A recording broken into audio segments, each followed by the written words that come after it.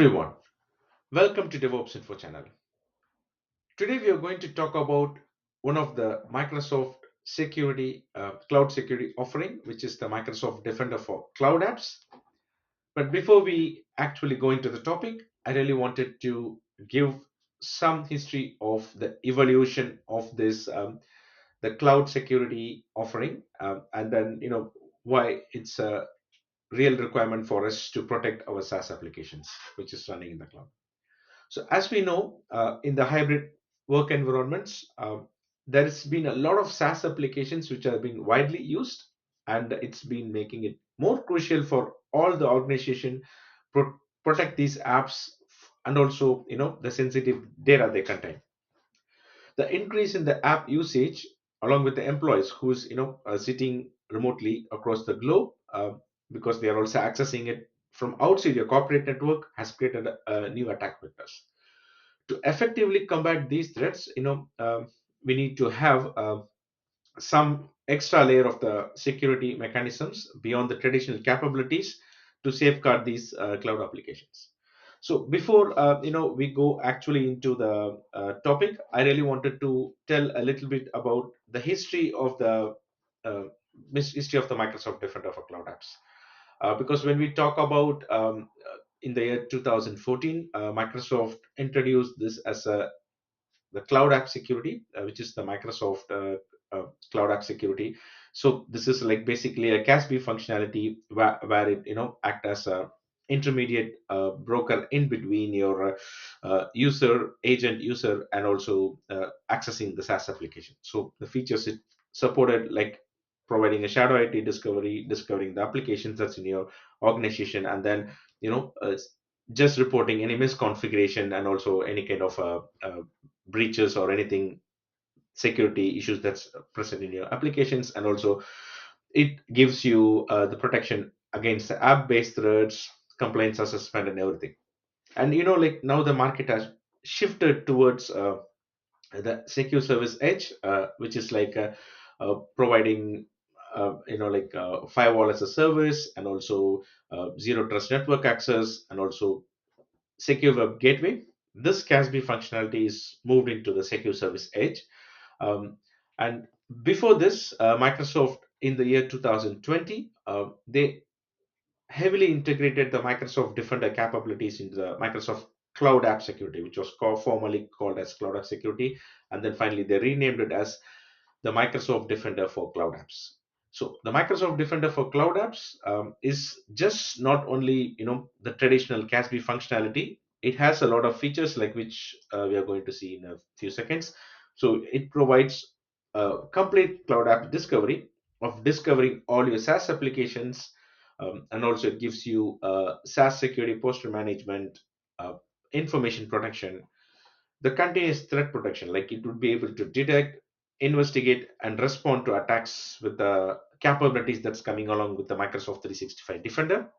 And also it provides an app to app protection. This is very important because like about the OAuth, every organization who are using the SaaS applications heavily, they need to use the OAuth protocol. Let me talk a little bit about that. So let's talk about the OAuth consent phishing attacks, because as you know, OAuth is like allowing apps to access user data without exposing the user credentials. Because when you are planning to use the SaaS applications, you cannot give the credentials to all your SaaS vendors. So that's the reason this OAuth, like open authorization protocol, became more common and more became more utilized in across every organization.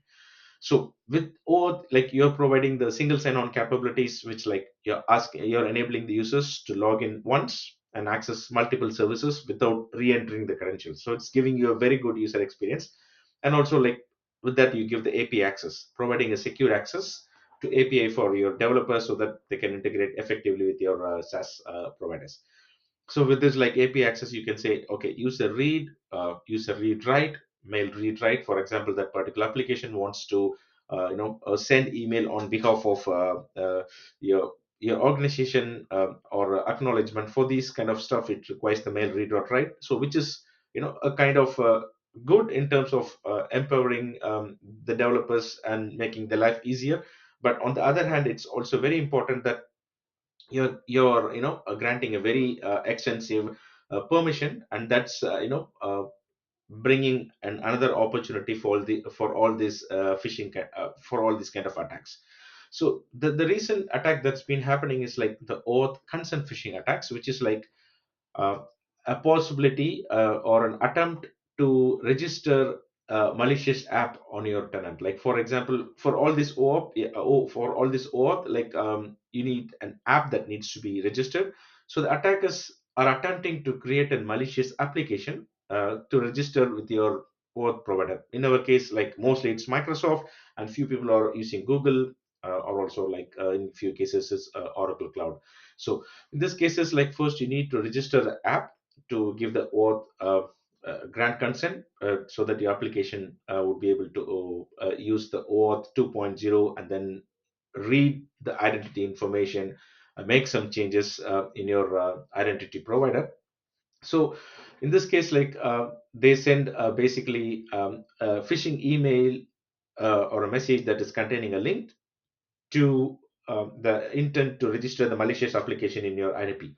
So when the admin clicks on the link, they are presented with a consent prompt. Like it says, it appears to come from a legitimate developer, like say a company in a company in X, or company in Y, or company in Z. So this particular it comes exactly like a company ABC. If you're working for a company called ABC, then it says, okay, a user is trying to register an application with a which is requesting an OAuth permission. Like for example, we talk about mail readout, right? And just in case if the admin grants the permission, then the malicious application receives the OAuth token, granting it access to the user's data. So as a result of that, it's like the user would be able to do all the that particular, malicious user would be able to do anything. So if you can ask me, like, what are the real cases that happened in the past? Like there are also like GitHub data theft, like attackers used stolen OAuth tokens, and also the device authorization grant phishing, like which is like this attack specifically targeted devices with limited capabilities, and then attackers use the OAuth authentication, device authorization to make to exfiltrate the data. So there are few examples in the internet. You can go and check, and you can see the real, uh, the real challenge of this OAuth on the other side, and how to protect this. We need to make some measures. So going further, we are going to talk about the Defender for cloud apps, like what are the options that's available in the Defender for cloud apps. The first thing is like it provides a comprehensive view of the SaaS apps, risk and the usage. It gives you the complete control of what's being used and when. So it gives you an like utilization of the SaaS apps and the resources. And the second one is like it's the assessment of network traffic and the app catalog. So when we talk about the network traffic, it is basically identifying your network. Like it identifies the apps which is present in your tenant, and then it's discovering the patterns, like who are accessing the app within your network and outside your network. So using the network traffic assessments and the extensive app catalog, so it uses a combination of the network traffic and then the app catalog. It detects all the cloud services, and then it assigns risk ratings and identify users, and the third party apps that are signing in and what is their pattern. And when coming to talk about the assessment, the moment when it evaluate the discovered app, it has its like a 90 kind of risk indicators. Those kind of risk indicators you would be able to customize, and then you would be able to assess it based on your organization security compliance posture. We will have a look at that in the portal in a few minutes. And then of course, like you have policies which you will be able to monitor apps continuously, and also it be alerted and guided actions for any kind of anomalous behavior. Like for example, if any unusual spike happens, then you'll be able to see that. So this is the app categorization and utilization on and off the network, and identifying the apps assessed by the users. This combination gives you a better visibility. So when we go into talk about the discovery, basically Microsoft has the cloud discovery that analyzes your traffic logs, because of course Microsoft has a list of approved apps in the catalog. So they are doing the cloud discovery with your tenant over like 31,000 plus apps. So the default Microsoft known apps in the tenant, they are discovering your tenant in their site, they're discovering your tenant against these 31,000 cloud apps, and then based on that they are ranked, like they are evaluating them against 90 risk factors to provide with an ongoing visibility, like what are the risks that's present in these apps, those kind of things. They give a more visibility. And there is also other options, like you would be able to seamlessly integrate with the third party integration. So like this is a very good option. Like for example, if you have a blue code, or if you have the checkpoint or a barracuda, anything, a network appliance, you'd be able to do an automatic data upload. With that automatic log upload, it's the Microsoft different of a cloud apps is evaluating these 31,000 cloud apps against the pattern, the network pattern from where these are being consumed, and then it is ranking them based on the 90 risk factors. The best part is you also have the option to seamlessly integrate with the Microsoft Defender for Endpoint. So the integration with the Microsoft Defender for Endpoint and the cloud apps also gives an automatic log upload. It gives you more visibility, because let's say if all your endpoints are onboard into Microsoft Defender for endpoints, then you have the Microsoft Defender for Endpoint Cloud Apps. So with that, you'd be able to also view the network pattern and help in identifying the risk factors. So that's also a very good option. And you also have the clear network category and the shadow IT discoveries. Already we discussed, like it would be able to identify the number of apps that's been discovered in your tenant, and what are the risk factors involved with that. So basically, you also have something called Cloud Discovery API that automates the traffic log upload. So with that, like you'd be able to generate the automated reports, streamline the app controls, and also directly, which is assess better, like what are the apps that's coming from your network appliance. So like having seen this, like the moment when you set up the cloud app discovery, like there is also option something called Snapshot and continuous risk assessment, with which, like if you integrate with your network appliance, then it would take 24 hours to parse the input. This is a one time job. Like for example, if you want a continuous risk assessment, then you're going to set up the automatic connection with the network appliance, which would be able to send the logs, and then you'd be able to see that. And also there is an one time job where you can create a snapshot. You download dump the CSV from your appliance, and then you upload it to the cloud app, the different of our cloud app, and then you'll be able to assess that way as well. So having said that, let's talk a little bit on the reality about the demo, how it is working. I'm just going to go into the portal.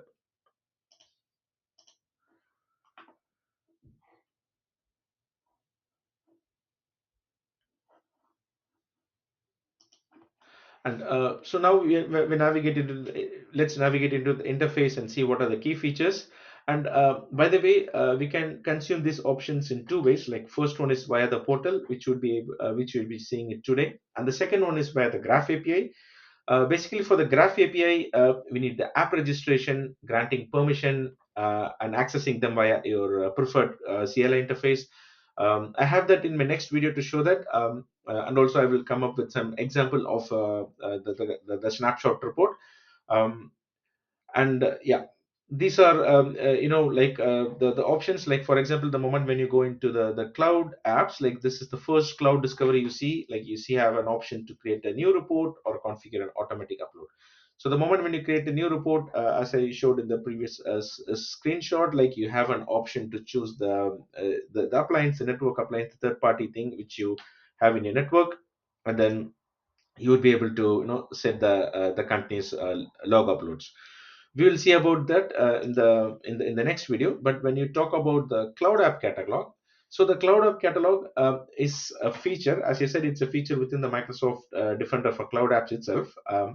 It provides a comprehensive list, because this list is like already a discovered list from Microsoft. They have like close to 31,000 cloud apps, and from that 31,000 plus cloud apps, and which you would be able to discover and assess. Like for example, let's talk about the Microsoft Word Online. So here it says like you could set a sanction, or you can set as like unsanctioned. So these are two things. But if you want to see more about it, let's talk about Microsoft Word Online. This is a service from Microsoft. I'm just clicking on it. So basically they are categorizing, one second. So basically they're categorizing this into four types. Like for example, because this is a well-known application in Microsoft, that's the reason you see these four different type of categories. But for the OAuth apps, the apps that's registered in your tenant, you won't be able to see that much of information like what you see here. So here, for the Microsoft Word Online, you see general. It says like what is the domain, what is the logon URL, all those type. And also you see the domain registration, the hosting company, and all the stuff. And you talk about the security, it also gives like what is the trusted certificate, what is the data classification, like like what is the type of the file sharing encryption protocol, all these things you see in the security. And when you come to compliance, it's giving all the compliance standard in which this application is compliant for. For example, when you talk about when you see in the compliance, you see the PCI DSS, which is the payment card industry data security standards. Yeah, that's regular for mostly for the applicable for the financial organization. And you also see HIPAA. So all these things like in the compliance part, and also in the legal wise, you see the GDPR, the data retention policies. So these are the applications which is well known by Microsoft, and that's the reason they have categorized in and given a very good um, uh, visibility on this. But when you talk about this the cloud app catalog, it's a valuable tool for managing and securing the cloud application, and also you can ensure only the approved and secure apps are used in your organization. So this is one part. And when you talk about the OAuth app section, like for example, there is also something called OAuth apps. So in the OAuth app section, it gives you more visibility and control of which OAuth apps have been granted permissions by users in your organization. So this is very common, right? Because as we discussed earlier, a lot of SaaS applications is being utilized, and then the developers requesting, OAuth permission, and let's say, there is no proper, visibility, or there is no proper mechanism of viewing or approving these kind of stuff. Then, an admin might have accidentally given permission. Then, you would be able to see which OAuth have apps have been granted what kind of permissions. So that's a kind of a risk assessment that helps you assess what app by analyzing the permissions they have given. So, and also you would be able to do the investigation remediation, like you would be able to investigate suspicious OAuth apps and take remediation actions if necessary. For example, if you talk about let's talk about, like for example, this is Coverbax. Like this is one of the app, a third party app which has been registered. And then if you see here the permissions, it says like sign in and read your profile. Like this is like user dot read all. And then you would be able to see the view activity logs. But if you see here, there is no much categorization, because this is an OAuth app where like you are using Entra ID to provide this OAuth facilitation for the developers. So there is no much categorization, because like this is not the known app in the Microsoft.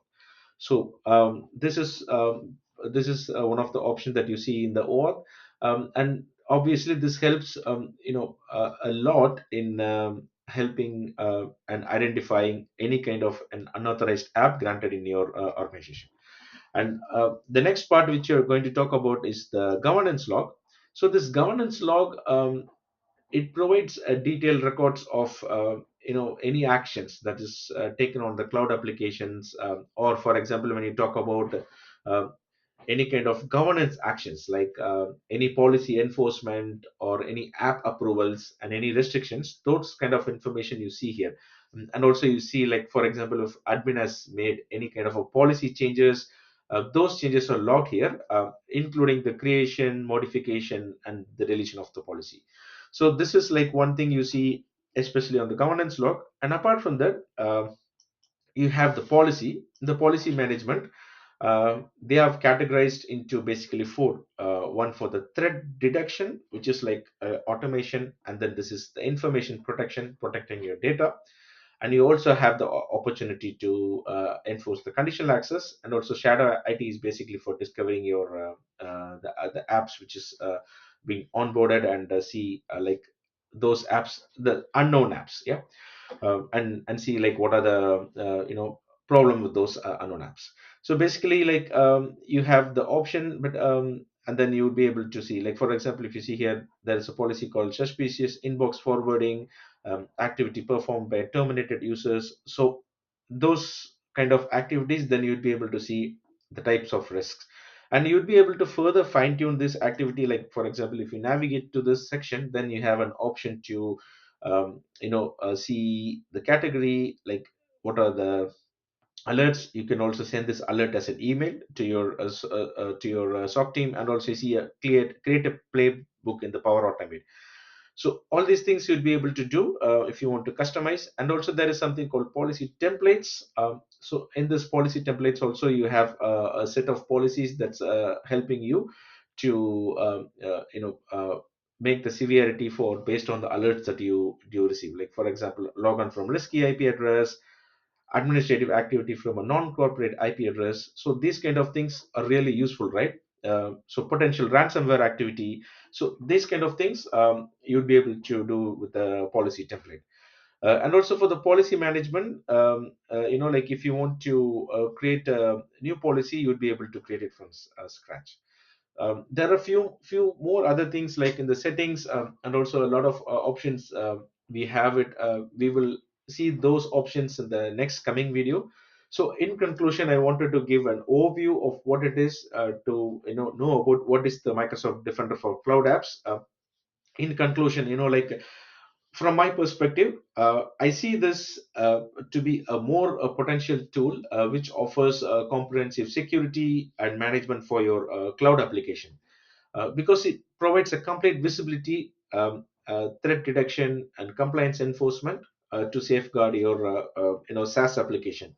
Like for example, with features like OAuth app monitoring, the governance log, and also the policy management and templates, you can effectively control and secure your all the SaaS application, because the OAuth app is like being a biggest challenge for every organization, because every developer want to integrate with the SaaS providers. And then obviously you cannot say my IDP, Microsoft Entra, I'm not going to give you such kind of permission. So you need to have such kind of monitoring mechanism. Basically, it empowers every organization to maintain a secure, compliant, and efficient cloud infrastructure.